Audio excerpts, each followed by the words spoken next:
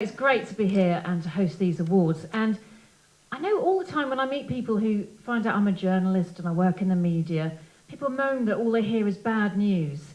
So tonight is one way of getting good news about Nottinghamshire out to people that live in this county and gives you something to be proud of and to celebrate. There's a lot of great stuff happening, and if you've been on my show over the last few weeks to talk about what you've been up to, thank you for that. And tonight I hope that you will take something of that pride and good feeling about what's going on in Nottinghamshire, often behind closed doors, away with you. So tonight we'll be opening up those doors, letting you see what's been going on. Ladies and gentlemen, the winner of the Reach Out Young Achiever Award is 14-year-old Amy Owen.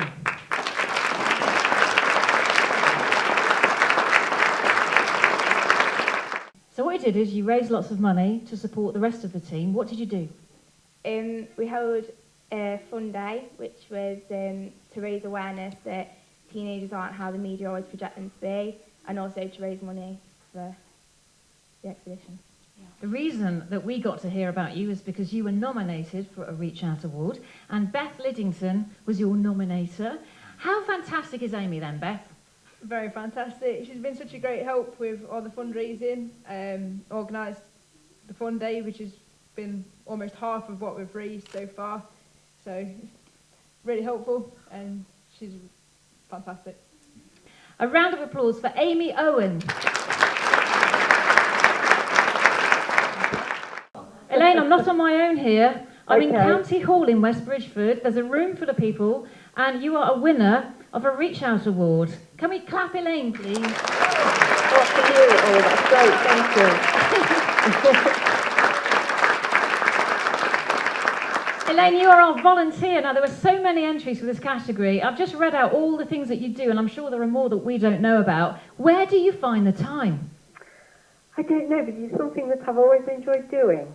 I don't know how I find the time. My husband supports me in this, and I've got lots and lots of friends as well. And it's something that I get a lot of pleasure out of, and I think that gives me the most pleasure to actually see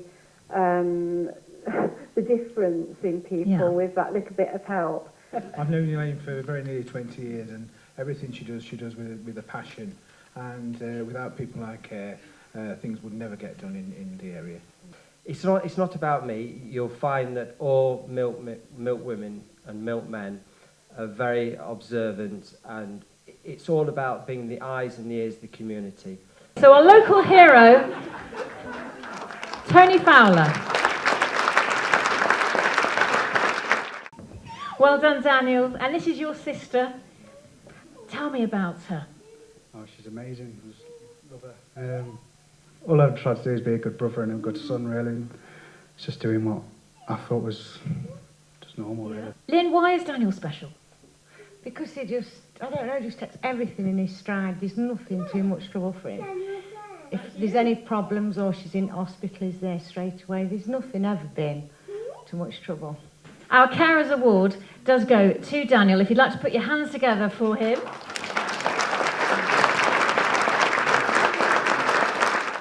So Malcolm, once again, these Reach Out Awards have resulted in some really inspirational nominees, haven't they? Truly inspirational, and it's very moving to see the work that goes on, often unnoticed, in the community. It's great that the Post and BBC Radio Nottingham can bring this to the fore and show what really does go on to make our community tick. Our project was a partnership between the Muslim Community Organisation and Catch-22, and our boss is here tonight, Mr. Yassine from Catch-22. And what we aim to do is, to prevent violent extremism, and we work with young people aged between 16 and 25 years old. Because we're young ourselves and we've been there, we've done it, young people like to open up to us and they trust us. More and more children are now joining cricket clubs and playing out of school and just keeping off the streets, and it's just fantastic. So really giving them a head start, aren't you? A head start, yeah.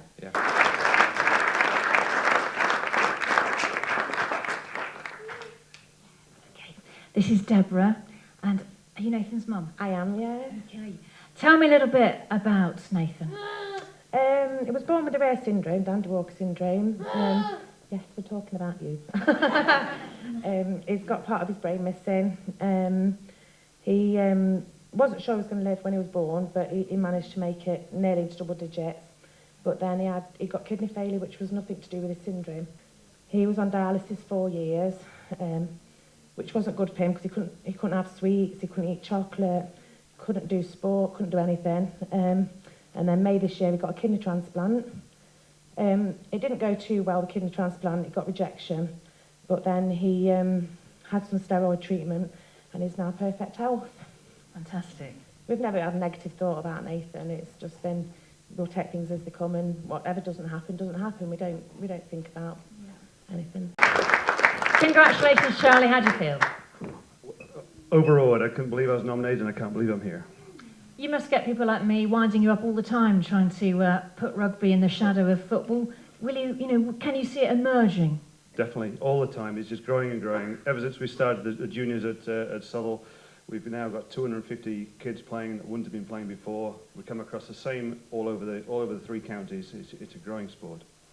Over the last 9 years, he's built what was at the time 7, 9-year-olds up to, I think we've got 260, as Charlie said now, juniors. We've got 12 age groups. We've got ranging from basically from under 6 up to under 18s, and it's as a result of Charlie's efforts, really. Your unsung sporting hero, Charlie Anstey. Hello, Nigel. Now, we do like to give you credit for being the one, really, that inspired these awards. But 7 years ago it was, I was in court and we had somebody that had died with nobody there, and it just touched me at the time. And I chatting to the Post, or the Evening Post as was then, and I said, isn't it time we sort of changed things and made an award for a good neighbour, as this one is, that's been my award. And it blossomed from that, having someone that does something more, looking after, going the extra mile, we called it in the first place, I think, and it's just grown bigger and bigger, and my thanks to yourselves, the BBC, the Post, and the County Council for all they provide here. I never ever dreamt like this. So, Douglas, 8 people got together separately, actually, and nominated you, Dick, as the good neighbour. Now, you've made quite an impression, haven't you, where you live? Yes, I have, yes. What is it you fix then, Mr. Fix-It? Anything, really. You know, I'll do anything. Gardening, anything they want done indoors, bulbs, fences, everything, you name it, I'll do it. You know? Now, you're retired, you're almost 70, but you're not sitting about in your slippers, are you? No, because you become a cabbage then, don't you? You do. Yeah. So what do you do then? You fix things. What other sorts of things do you do for people? Oh, I say gardening. I go around to an old lady who's 99 in June and do water bottles in her bed, give her a cup of tea, sandwich and that. Do all the bottles? Bottles in her bed. Not hot water bottles. Oh, hot water bottles! Not cleaning out the gin bottles. No, okay. no, not the gin bottles, no. Yeah, oh, that's lovely. So, where would she be without you? Well, she got a good niece as well who looks after her, but I just enjoy going around and seeing her, you know? Yeah. That's super. Let me talk to Douglas. You're one of the nominators. Yeah, we're convinced he's turbo-assisted, you know. Turbo-assisted? He never stops. He's dawn till dusk. He's doing things for people. Cutting grass, putting bins out. Friday evening, fish and chip run for about 5 or 6 of us. Those of us who are not on a diet, you know. And, and he doesn't have to be asked. I'm sure that in the dim, distant future, when Dick arrives at the pearly gates, his first words to St. Peter will be, "Your gates are squeaking, pal." Give me 5 minutes to unpack, and I'll order for you.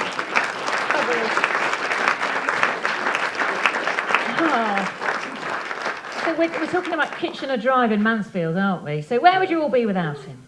Well, lost. Absolutely lost. He's enriched our lives. Does so much. When the next house comes up for sale on Kitchener Drive, let me know, won't you? Yes, I certainly will, yeah. Dick Stenning, who's your Good Neighbour, the Good Neighbour Award.